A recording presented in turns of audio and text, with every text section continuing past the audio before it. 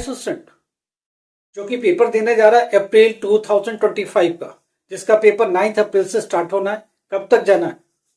Mid of the मे तक जाना है। इसकी रिजल्ट को लेके क्वेश्चन है, क्या लेट होगा क्या इसका? जी हाँ, इसका एग्जाम का रिजल्ट जो होगा लेट होगा। ये मान के चल रहा है कि जुलाई फर्स्ट वीक में आएगा। जून एंड तक दे दिया तो बहुत बड़ी बात है, नहीं तो जुलाई फर्स्ट वीक जाएगा। डिजी लॉकर जुलाई में जाएगा, हार्ड कॉपी अगस्त में जाएगा, ये बात पक्का है। अच्छा, स्टूडेंट ये भी पूछ रहा है कि अभी अगर मैं सीबीएसई बोर्ड या किसी बोर्ड में पेपर दिया, फेल हो गया, तो क्या मैं अक्टूबर वाले एग्जाम में बैठ सकता हूँ? हाँ जी, बैठ सकता हूँ। जो स्टूडेंट अभी फेल होंगे किसी स्टेट बोर्ड से या एनआईएस बोर्ड से फेल होंगे अप्रैल में, तो उनका आगे के लिए फर्दर एडमिशन हो जाएगा या फिर रजिस्ट्रेशन हो जाएगा या फिर एग्जाम फीस बैठ करके सितंबर अक्टूबर 2025 में एग्जाम दे पाएंगे। कोई प्रॉब्लम नहीं है इसमें।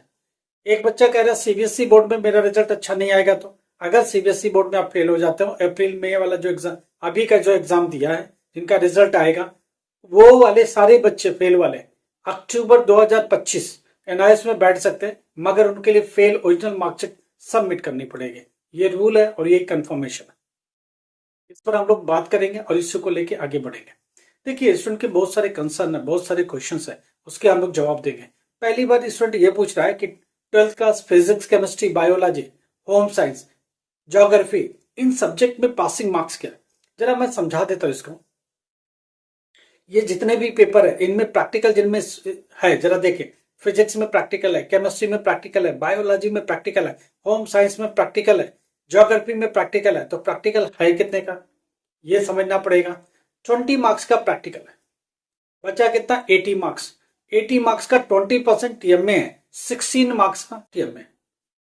16 मार्क्स टीएमए के लिए गया, 20 मार्क्स प्रैक्टिकल के लिए गया, 36 चला गया, तो बचा कितना? 64। इसमें पासिंग मार्क्स कितना है? फिजिक्स में पास होने के लिए थियरी में 21 चाहिए, केमिस्ट्री में पासिंग मार्क्स थियरी में 21, बायोलॉजी में थियरी में 21, होम साइंस में passing marks 21 in theory exam.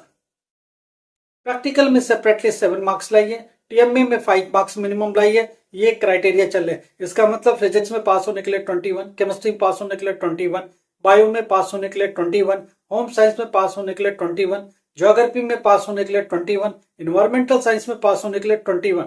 ये 12th क्लास के प्रैक्टिकल वाले सब्जेक्ट के मार्क्स हैं, जिसके पासिंग मार्क्स आपको बता रहे हैं। अगर आप इनमें 21 लेके आते हो, प्रैक्टिकल में मिनिमम 7 मार्क्स अलग से चाहिए, टीएमए में 5 मार्क्स चाहिए। अगर टीएमए नहीं है तो 21 की प्लस पर 26 चाहिए। ये चीज ध्यान रखिएगा। 12th क्लास के सब्जेक्ट की बात हो रही है, पासिंग मार्क्स मिनिमम कितना चाहिए इस पर बात हो रही है। अब इस वक्त एक बात कह रहा है कि सेंटरों पर क्या कुछ हो रहा है। मैंने पहले भी बोला, सेंटर पर बहुत कुछ होता है, एनआईएस का सेंटर पर बहुत कुछ दबा के होता है। 50 से 60% सेंटरों पर खूब दबा के नकल होती है, चीटिंग होती है, खूब कुछ होता है। अब वो आप अपने सेंटर पर देखो क्या हो रहा है, कैसे हो रहा है, क्या करना है, वो आप जानो। हम लोग इन चीजों को एंडोर्स नहीं करते, कभी इसके बारे में बात नहीं करते। हम लोग सिर्फ इतना कहेंगे, अपनी पढ़ के जाइए, ठीक से पढ़ के जाइए, अपनी मदद अपने आप से करिए। देखिए, फिजिक्स में कोई भी कहानी नहीं चलेगी, आप अपने सब्जेक्ट टू द पॉइंट ही लिख पाओगे। केमिस्ट्री में टू द पॉइंट ही लिख पाओगे। बायोलॉजी में बना के लिखने की गुंजाइश बहुत कम। इन्वायरमेंटल साइंस में थोड़ी सी बना सकते हो, होम साइंस में बना सकते हो, ज्योग्राफी में एक्सटेंड कर सकते हो मार्क्स पाने के लिए। ये कुछ रास्ते हैं करने के लिए। बात हो रही है हिंदी की, बात होगी इंग्लिश की, बात होगी पॉलिटिकल साइंस की, जिनमें प्रैक्टिकल नहीं है। जिनमें प्रैक्टिकल नहीं है उसमें क्या कहानी है? 20 मार्क्स का टीएमए है, 80 मार्क्स का थियरी है। 80 मार्क्स के थियरी में पास होने के लिए कितना चाहिए? देखो सिंपल सा, उसका 1/3 करो, 33% सीधा करो। 80 मार्क्स का 1/3 कितना होगा? सीधी सी बात होता है 26 मार्क्स थियरी में लेके आओ, और जो टीएमए है उसमें 7 मार्क्स इसमें चाहिए। इंग्लिश में कितना चाहिए पास होने के लिए? 26। हिंदी में कितना चाहिए? 26। पॉलिटिकल साइंस में पास होने के लिए कितना चाहिए? 26। सोशियोलॉजी में कितना चाहिए? 26। जिनमें भी प्रैक्टिकल सब्जेक्ट नहीं है उनमें सीधा सीधा थियरी में 26 चाहिए और टीएमए में 7 चाहिए। अगर आप टीएमए वाले स्टूडेंट नहीं हो, टीएमए में मार्क्स नहीं है, टीएमए अपलोड नहीं किया, तो सीधा सीधा थियरी में 33 चाहिए at any how, otherwise board पास आपको नहीं देगा। समझ में आ रही बात? प्रैक्टिकल और थियरी मिला के 12th क्लास में पास नहीं होता है। प्रैक्टिकल में सेपरेटली पास, टीएमए में सेपरेटली, और उसके बाद थियरी में सेपरेटली। तो ये तीनों का कंसेप्ट चलता है, इसी के हिसाब से आपको आगे चलना। एक स्टूडेंट ये कह रहा है कि मेरा सेंटर तो बहुत स्ट्रिक्ट है, केबी में क्या होगा? केंद्रीय विद्यालय में कुछ नहीं होता बेटा, वहां कोई भी हेल्प नहीं मिलेगी, किसी तरह का सपोर्ट नहीं मिलेगा। आप पढ़ के जाओ, ठीक से पढ़ के जाओ, आप अपने बूते ही जाओ, जब भी आप पास हो पाओगे। और कोई रास्ता केंद्रीय विद्यालय या केबी में नहीं है। इंडिया के किसी भी केबी में कभी नकल नहीं होता, बहुत अच्छे से ईमानदारी से पेपर होता है। तो आपको पढ़ के ठीक से जाना पड़ेगा, कोई भी सपोर्ट नहीं मिलेगा आपको।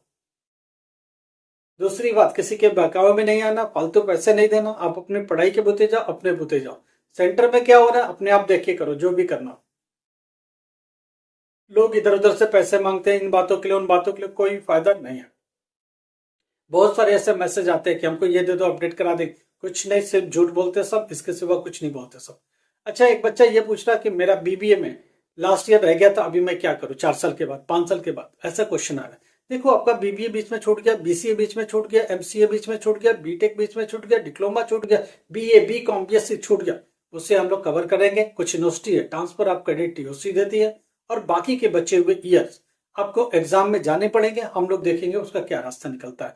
इंपॉर्टेंट क्वेश्चन हेल्प करेंगे आपको, असाइनमेंट में हेल्प करेंगे आपको, पढ़ाने में भी हेल्प करेंगे, और एटलीस्ट एग्जामिनेशन में शामिल कराएंगे, और डायरेक्टली कुछ ना कुछ सपोर्ट मिलेगा और आप क्लियर हो जाओगे।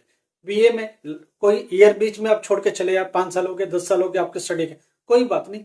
डिस्टेंस मोड में चाहिए, डिस्टेंस मोड में एडमिशन रजिस्ट्रेशन मिल जाएगा, पेपर ऑनलाइन होगा, उसमें देख लेंगे।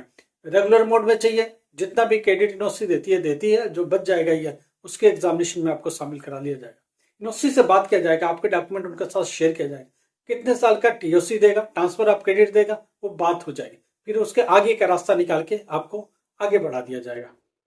जो स्टूडेंट अभी ग्रेजुएशन में हमारे साथ चल रहा है, बहुत सारे स्टूडेंट है जो बीए फाइनल सेमेस्टर में अभी पेपर दिया, बीकॉम में दिया, बीबीए, वो हमारे साथ वापस से एमबीए कर सकते हैं, एमए कर सकते हैं, एमकॉम कर सकते हैं, एमबीए कर सकते हैं, बहुत सारे रास्ते खुले हुए हैं, या एमसीए कर सकते हैं। हम लोग उनके लिए रास्ता हमवार करेंगे।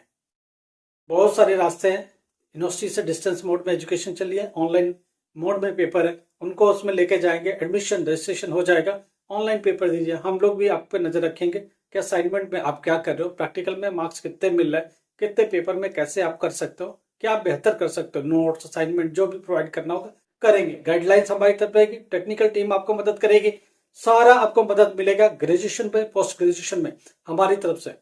एक पूरी यूनिवर्सिटी की ग्रुप है, जिस ग्रुप में बहुत सारे स्टूडेंट्स हैं जो करंट एग्जाम दे रहे हैं, कोई 6 सेमेस्टर का, कोई एमबीए का, कोई बीसीए का, कोई बीबीए का, लगातार पेपर चल रहे हैं। हम लोग के सेमेस्टर वाइज हर 6 महीने में पेपर चलते रहते हैं, बच्चे इनरोल्ड होते रहते हैं, नए बच्चे इनरोल्ड होते रहते हैं। अभी हमने 5 बच्चों की लिस्ट डाली है यूनिवर्सिटी ग्रुप में, उन सबका एनरोलमेंट नंबर आ गया, वो आपको अपडेट कर दिया।